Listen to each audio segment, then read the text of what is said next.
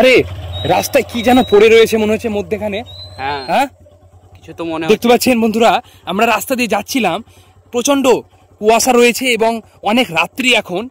রাস্তার মধ্যখানে দেখতে পাচ্ছেন একটা কি যেন পড়ে রয়েছে, গোছানো এবং পুটলির মতো করে একটা কি যেন পড়ে রয়েছে।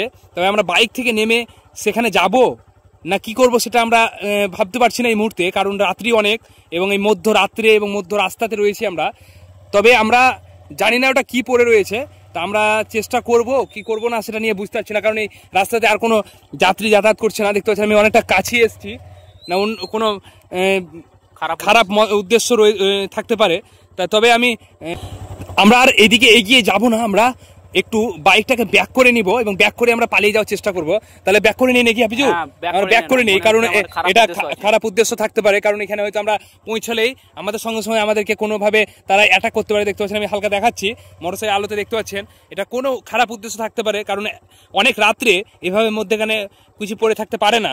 তবে আমরা চাইলে যেতে পারতাম, তবে দেখলাম নিজের একটা রিস্ক হয়ে যাবে, তাই আমরা বাইকটাকে ঘুরিয়ে নিচ্ছি।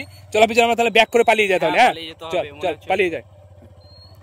আমরা পালিয়ে যাওয়ার চেষ্টা করছি, আর সকলের উদ্দেশ্যে আমরা এই ভিডিওর মাধ্যমে একটা বার্তা দিতে চাই যে এরকম মাঠের মধ্যে অনেক রাত্রে যদি কিছু পড়ে থাকে তা কেউ সেটাকে কাছে যেয়ে পরীক্ষা করার চেষ্টা করবেন না, কারণ সেটাতে অনেক বিপদ হতে পারে, অনেক খারাপ উদ্দেশ্য নিয়ে থাকতে পারে। তবে আপনার মোবাইল, টাকা পয়সা থাকলে মোটরসাইকেল নিয়ে নিতে পারে, তাই আমরা সেটাকে মাথায় রেখে আমরা এখান থেকে পালিয়ে যাওয়ার চেষ্টা করছি।